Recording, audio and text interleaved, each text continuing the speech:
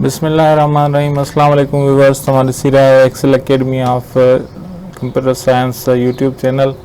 अज असां स्टार्ट वठंदासीं MS वर्ड खां। MS वर्ड प्रोसेसिंग हिकिड़ो सॉफ्टवेयर आहे जिन जे अंदरि एप्लीकेशन्स, लेटर्स, पेपर वग़ैरह CV सभु असां हिन में कंपोज़ करे सघंदासीं। हाणे हिनखे स्टार्ट करण जा टे तरीक़ा आहिनि असां वटि। स्टार्ट में अची रन में वञी विन वर्ड टाइप कंदोसि। हे विंडो 10 आहे, हिते विन वर्ड असां हिन जॻह ते टाइप कंदासीं। टाइप करण खां बंटर जीअं प्रेस कंदासीं त असांजे अॻियां MS ऑफिस खुली वेंदी। ॿियो तरीक़ो हिन में आहे त start all programmes Microsoft office में अची माइक्रोसॉफ्ट ऑफिस वर्ड 2007 में ईंदासीं। हिते असां ईंदासीं ऑल एप्स आहे, हुते ऑल प्रोग्राम्स आहे, हिते ऑल एप्स आहे। ऑल एप्स खां पोइ हिते असां एम यानी कि माइक्रोसॉफ्ट में ईंदासीं ऐं हिन माइक्रोसॉफ्ट में हेठि लास्ट में जेको असां वटि ऑप्शन आहे माइक्रोसॉफ्ट ऑफिस वर्ड 2007, हिन ते क्लिक कंदासीं त असांजे अॻियां MS वर्ड जेका आहे उहा ओपन थी वेंदी।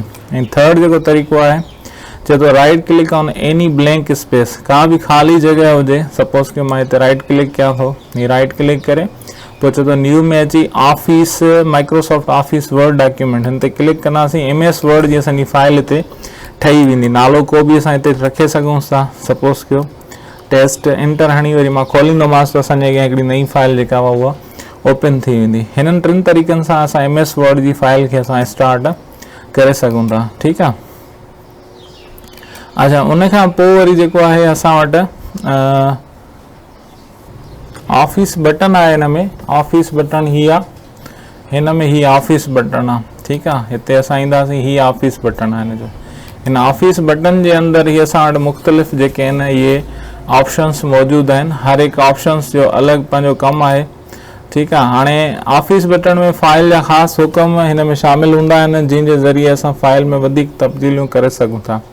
मिसाल फाइल खे महफ़ूज़ करिणो आहे, फाइल खे खोलणो आहे, फाइल खे प्रिंट करिणो आहे, फाइल खे पासवर्ड लॻाइणो आहे वग़ैरह। इहे सभु जेके कमांड्स आहिनि असांजो हिन जे अंदरि मौजूदु आहिनि। ठीकु आहे।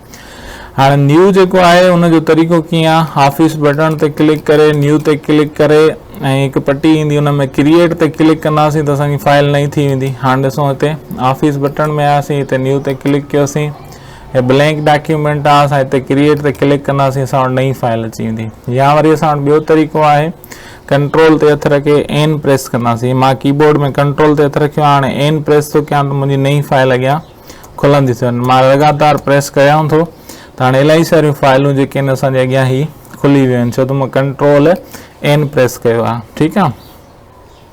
बंदि करण लाइ वरी कंट्रोल W लॻाईंदासीं या वरी हितां क्लोज़ कंदा वेंदासीं त फाइलूं जेके आहिनि असांजूं उहे क्लोज़ थींदियूं वेंदियूं। तक़रीबन ॾिसो एतिरियूं फाइलूं जेके आहिनि असांजे अॻियां थी वियूं आहिनि। सही आहे। इन खां पोइ वरी असां वटि आहे ओपन जो ऑप्शन।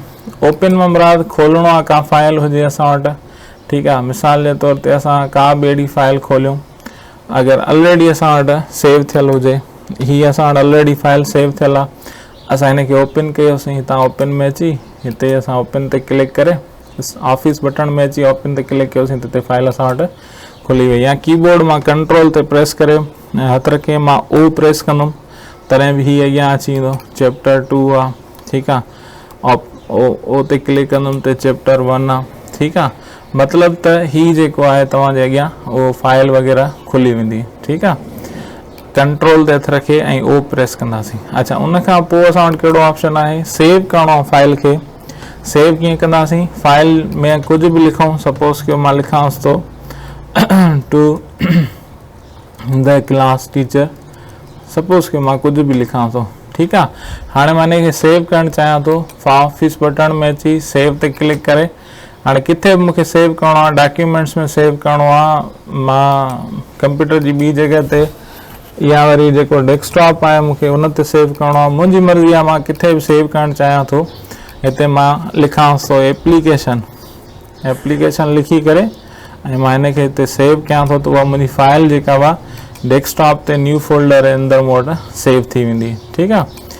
ही सेव जो तरीक़ो आहे हिते। या वरी कीबोर्ड मां अगरि मां सेव करणु चाहियां थो, मिसाल मां हिकिड़ी न्यू फाइल कयमि, हाणे कंट्रोल ते हथु रखे मां S प्रेस थो कयां कीबोर्ड मां।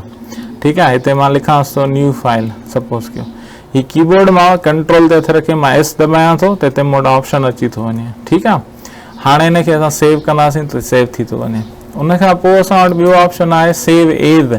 हाणे सपोज़ कयो असां वटि हिकिड़ी ऑलरेडी फाइल असां लिखूं था पिया, हिन खे कंहिं ॿिए नाले सां सेव करिणो आहे, सही आहे। टू द क्लास टीचर हुयो, मां डायरेक्टर ते लिखणु चाहियां थो एप्लीकेशन, त मां सेव एज ते क्लिक कंदुमि। सेव एज ते क्लिक कंदुमि त मूं वटि हिते वरी फाइल खुली वेंदी ऐं मां हिते ॿियो को नालो वग़ैरह उते लिखी सघंदुमि। मां नथो लिखां फ़िलहालु, छो त इन जी शॉर्टकट की बि आहे। कीबोर्ड मां वरी F12 जो बटण आहे असां वटि, उहो प्रेस कंदुमि तॾहिं मूं वटि सेव एज जो ऑप्शन अची वेंदो, ठीकु आहे। सेव एज जे अंदरि ॿिया बि ऑप्शन मौजूदु आहिनि। हाणे हिते वर्ड डॉक्यूमेंट आहे, ठीकु आहे, वर्ड में सेव करणु चाहियो था त उहो साॻियो वर्ड वारो ऑप्शन अची वेंदो, ठीकु आहे। सेव एज में ॿियो ऑप्शन आहे वर्ड टेम्पलेट। टेम्पलेट जस्ट हूंदो आहे हिकिड़ो सैम्पल फाइल ठाहींदा उनखे बार बार यूज़ करण जे लाइ, ठीकु आहे। प्री डिफाइंड जंहिंखे अंदरि चऊं त असां उन में कुझु शयूं ठहियल आहिनि, उनखे ठाहींदासीं। उन खां पोइ सेव एज में आहे वर्ड 97 to 2003 ओल्डर वर्जन जेके आहिनि। हाणे हिन में मिसाल जेके 2007 आहे उन में ओल्डर वर्जन जूं फाइलूं खुलंदियूं, पर 2007 वारी या उन खां मथे वारी फाइल 97 या 2003 में न खुलंदी। त हाणे किथे अगरि पुराणी ऑफिस आहे त पोइ असां उन जे लाइ हिन खे पुराणे वर्जन जे अंदरि असां कन्वर्ट करे ऐं पोइ हलाए सघूं था, ठीकु आहे। उन खां पोइ वरी हिन में आहे ऑप्शन PDF में। असां अगरि हिते PDF में सेव करणु चाहियूं था त पोइ असां उनखे सेव करे पब्लिश कंदासीं त उहा फाइल जेका उहा कन्वर्ट थी वेंदी इन PDF जे अंदरि। हाणे ॾिसो, हे असांजी वर्ड जी फाइल आहे, ही असां PDF हाणे सेव कयोसीं, हे PDF जे अंदरि